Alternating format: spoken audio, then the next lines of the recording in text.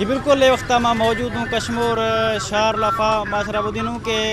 हर साल जो ईद उल फितर भी गिदा शार लफ़ा रौनक भी गिदा रश भी गिदा ये साल बदमनी सबबा जो असते मरा रश घट ने आ गए शार रौनक जो असते वीराना हवे सजने किस्सों बाबत मैं भजिया कश्मीर शहरी भी बिया ब्याह हमें भजिया गाल बोला खानू के हमारी छे चावने असल मसला कससे न ये मैं जुरिडिक्शन हम कसे बदमनी आ गए बदमनी वजह कसे मर्दम लोग दरान रखो खरीदारी मर्दम छे का मर्दम वधी साज तंग दराज रखो जीर जी स्कूल चुकन रहो इसके अलावा जो महंगाई वजह तो मर्दम बहुत परेशान तो मैं आला हुकूमत में मुतालबा करूँ कि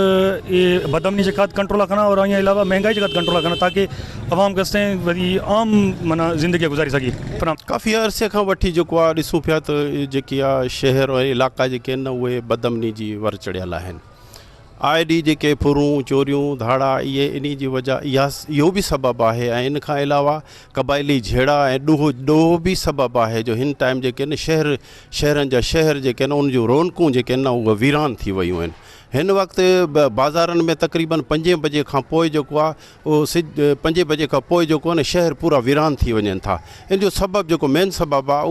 उहो बदमनी ऐं क़बीलाई झेड़नि जी वजह खां ई इहा बदमनी आहे इनखे असां चाहियूं था अगरि इनखे कंट्रोल थिए त कुझु हालात बहितर थी सघनि था शायद लोकल मर्द में रिपोर्टर दसे वश न्यूज़ है शवाब माहौरा गिदगे जो को कश्मीर सारा बदामनी हाल जुजगी तमाम ख़राब जुजगी को भी मर्द महफूज ने है बदामनी करया मर्द में दुकानदार हैं जो को कारोबार असें तमाम बात डाउन भी होसा को कारोबार असने से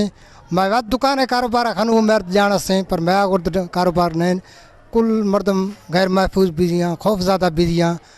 शारा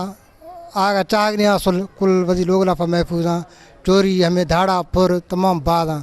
हमेशा बागू कारोबार तमाम बाद डाउनी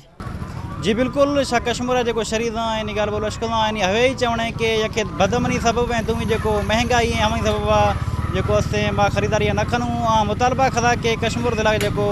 हालात हम इंतहाई ख़राब भी शुदा असां मुतालबा खदा कि हालात ज़रा कंट्रोल खाना बदमनी जो सरा कंट्रोल भी अचो कश्मीर शहर जो असते रौनक बहाल भी सघां जी।